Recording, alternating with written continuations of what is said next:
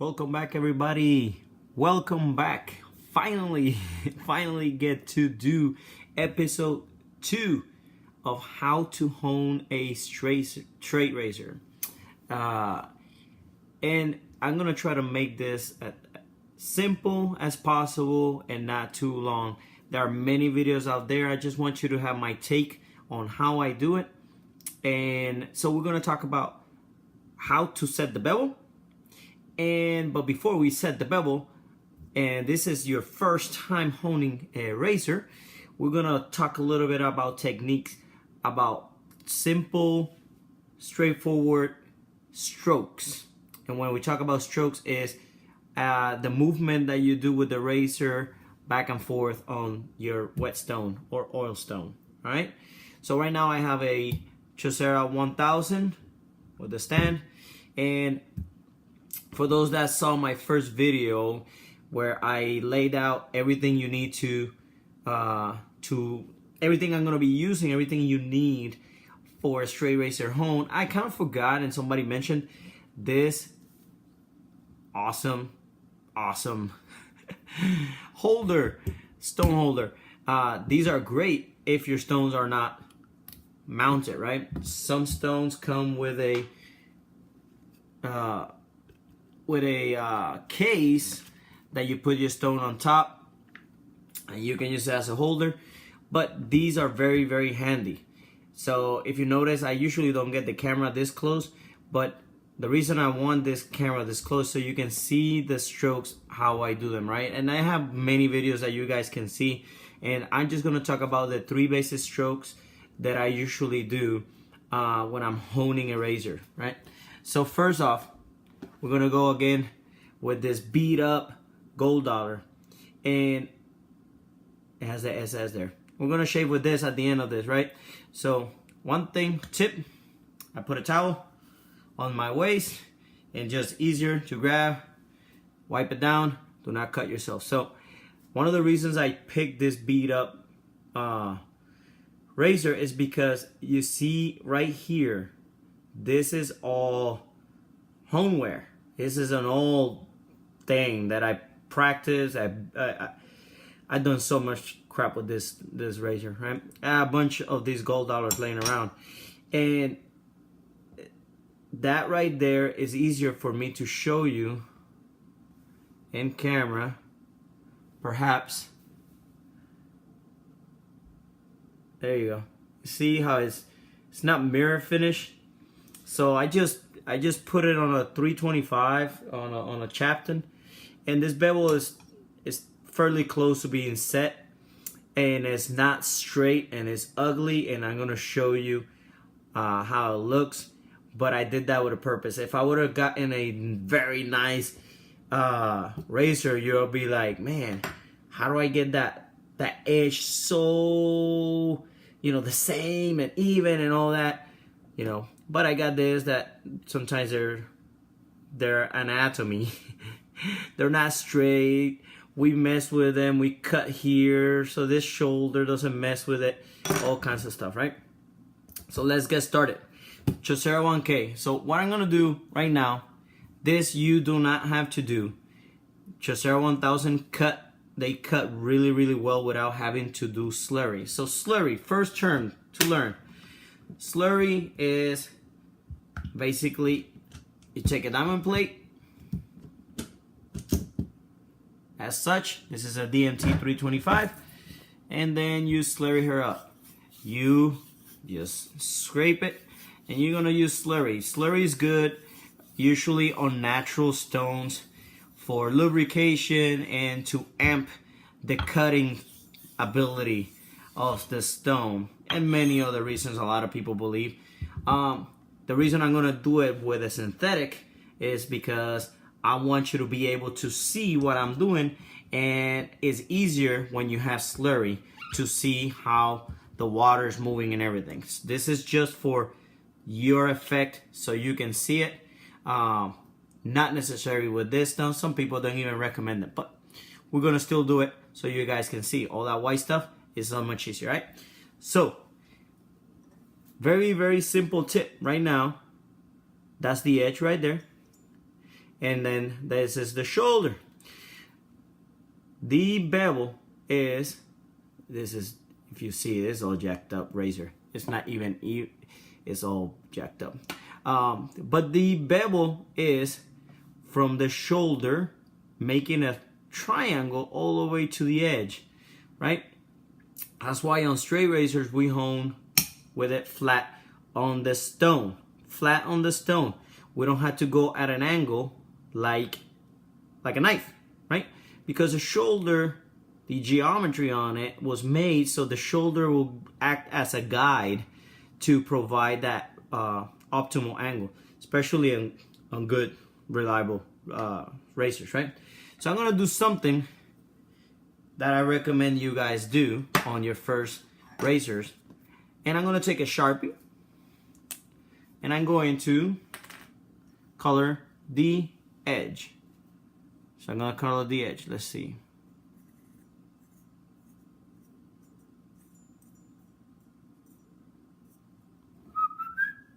Color the edge. Some people just make little lines, but I'm gonna color the whole thing. Just for effect purposes, right?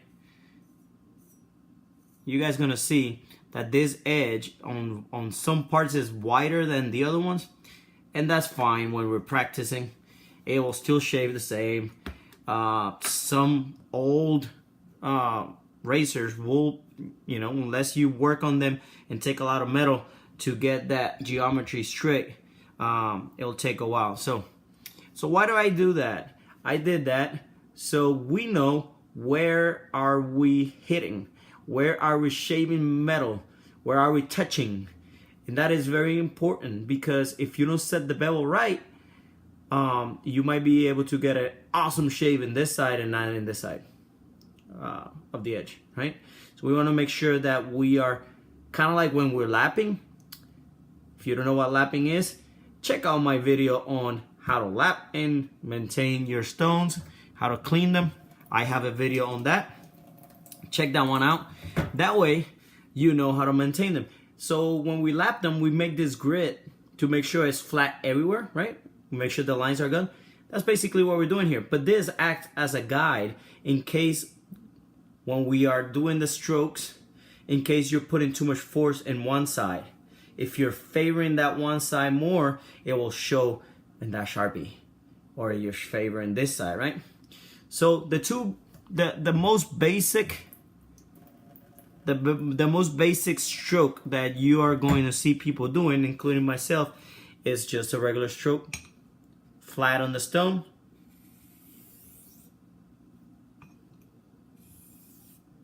Right? That is the most basic stroke, and I'm gonna keep doing it while I talk to you. Right? I'm gonna show you something really cool. Yep, alright. So you see there at the tip, that tip is rounded off a little bit, and I'm not hitting it completely. Same, you see a little bit, hopefully, a little bit of color there in that edge. That is the same thing that is happening, right? Again, how I grab the razor, I pinch it, and I don't even put a lot of strength. Just pinch it and just let the weight of the razor go, right? And we go as such. Heel of the razor at the end, and we go that way. Right? See what I did there? I put my finger on it. Now, some people, you will see them do this, and that is completely fine. There are no rules. Some people will say, you don't do that, you don't hone that way. There are many ways to skin a cat, I guess. That's the same, right? I don't know. I probably butcher it.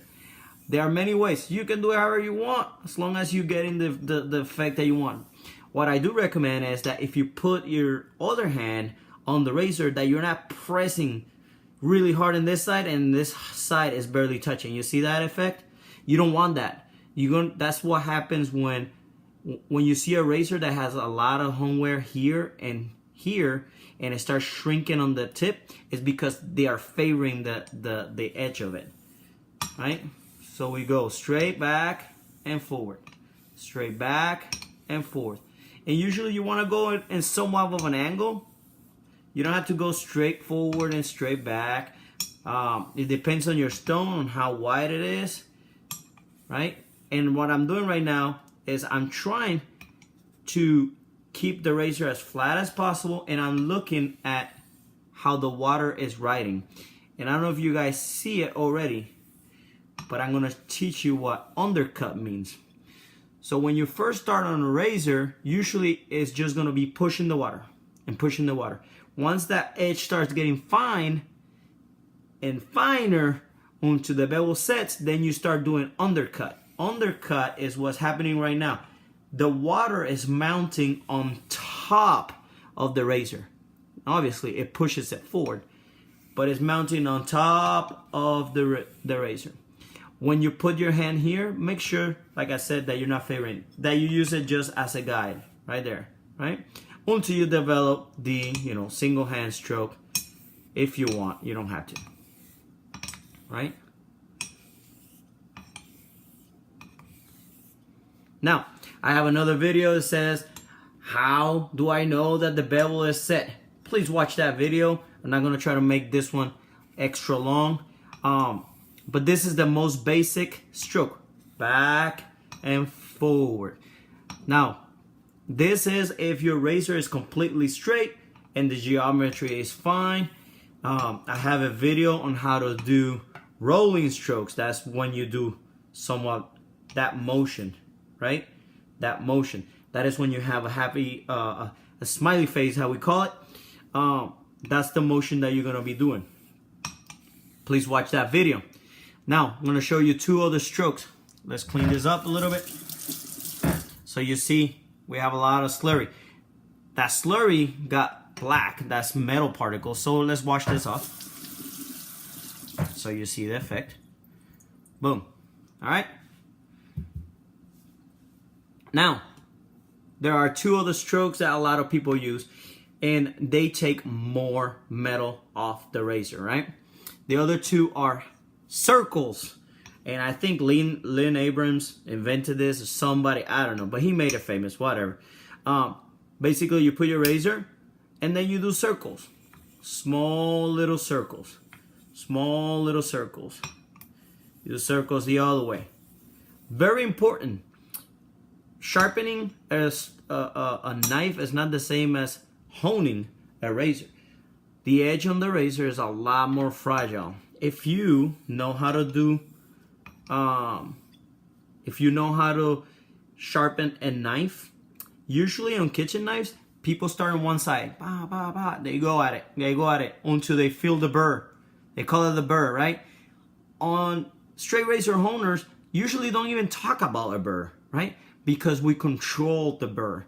We don't let that burr, if you go back and forth, you're controlling that burr. It does still create, but we are controlling it because you don't want that fragile edge to, cause microchips and stuff like that, because that's going to go against your face. You don't want that happening, right? So there you go. Circles take a lot of metal. I usually do circles when I'm going to refresh a razor or when I'm setting the bevel. The other stroke that is very popular, before I go to the other stroke, there are several ways that you can make sure that you're doing about the same amount of circles. You can count the circles themselves, like 1, 2, 3, 4, 5, 6, 7, 8, 9, 10. 1, 2, 3, 4, 5, 6, 7, 8, 9, 10. Or you can count per second, right? So you go 1 Mississippi, 2 Mississippi, 3 Mississippi. It's up to you, right? Those are effective. I don't think they're necessary after the 1K, unless you're refreshing the razor. Then sometimes you need to, get some more metal out quicker, right? Now, the other stroke is called half stroke. Half stroke is when you go from here to there and then back and then forward. 2, 3, 4, 5, 6, 7. 1, 2, 3, 4, 5, 6, 7, right? Now this one takes a lot of metal as well. So when you're doing those two strokes, the two last ones that I showed you, the circles, and they have circles, make sure that you follow with some normal strokes to clean up that edge as much as possible. All right, normal strokes.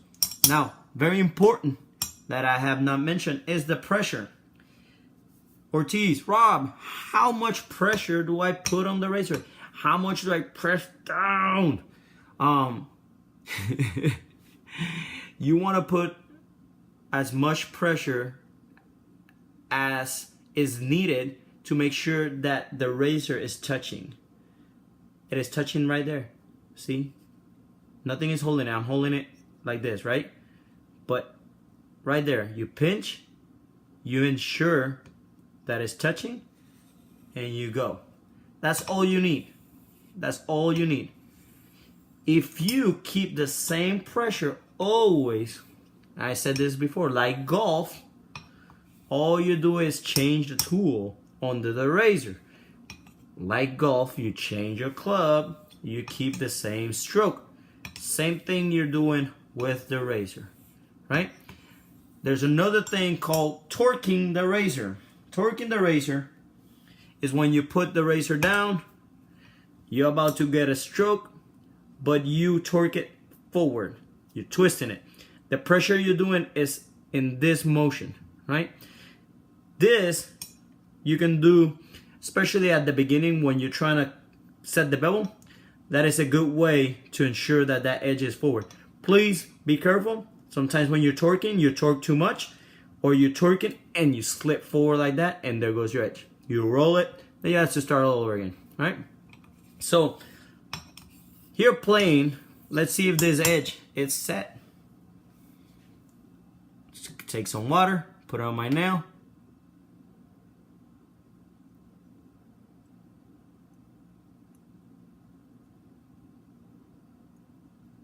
Yep, it's set. Now, very, very important is that you know how your edge looks. You either have a microscope, a big, jeweler's loupe. You can take a look at it with your eyes. I didn't even have a loupe for like a year before I actually got one. So I use one of these, very inexpensive. They have a little light, and then I look, right? And I look how the edge looks like. Boom, boom. I want to remember how those scratches look like, because what we're doing when we're honing, we are taking those scratches and we are about to erase them with the next stone. The next stone is finer and it's going to start taking those markings and replacing them with the markings of the new stone, of the finer stone. It's like woodworking. You go with a 60 grit and you have those big scratches, and then you go with like an 80, a 120, a 320, maybe some steel wool until it's nice and fine that you can paint it. Same thing we're doing. We are replacing all those scratches. And if you guys see, let's see, hopefully, I want you to see here on the shoulder. That's why I picked this razor. Hopefully you guys can see. Maybe. Kind of like the scratch pattern, right? I don't have a fancy loupe, microscope. Very important. Light. When you're using this, make sure that you go and move it back and forth. Every single stone is gonna leave scratches. They might look like mirror at the, with your eye, but at 40x in there, if you move the light, even when you use a microscope, you will find those scratches, and you want to find them. Do not cheat yourself, right? So you go in there and you move it until you find the scratches. Then you remember those scratches, because when the next stone comes, we are going to erase those scratches, especially from the 1K or something below. You want to remove those scratches. This part was setting the bevel. We set the bevel on this razor. Now we are about to go sharpen this razor. This razor right now should cut hair, which it does effortlessly, and it passed the nail test, right? After you do the nail test, make sure that you go 1 or 2 times. You want to clean up that edge. Talking about microscopic damage that you're doing to that edge. I like to follow it with a couple of nice passes to make sure that edge is good. When you're drying, put the edge up, pinch from the bottom up, and go. Use old towels. It will cut them, and your wife, your spouse, your husband might not be happy. All right, so we learned 3 strokes: half stroke, regular strokes, circles. We use a 1K to set the bevel. I give you a couple of tips here and there on how to do that. Watch my video on how to identify that the bevel is set. Although I kind of did it there. What else, guys? What else? Tell me. In the next video, we're going to sharpen this razor. Now, this is, every seasoned or pro honer. I'm not a pro honer. I'm a little seasoned. But self-proclaimed honer, horn master. It will tell you that setting the bevel is the most important thing. And this is true. Setting the bevel is the most time-consuming of the process. It could be 2 minutes. It could be 30 minutes, depending on the razor. Once you get the bevel set, everything else is basic. It's fast, and it, as long as you don't screw up your technique, you should be fine. And that's what we're gonna do in the next video. Stay tuned. Talk to you guys later. Thank you for tuning. Don't forget to subscribe. Check out my Etsy store. And soon I'll be posting more stuff in that Etsy store. I'm about to make all the products free shipping. So there's no confusion except for outside of the United States. And, see you guys later. Thank you for watching.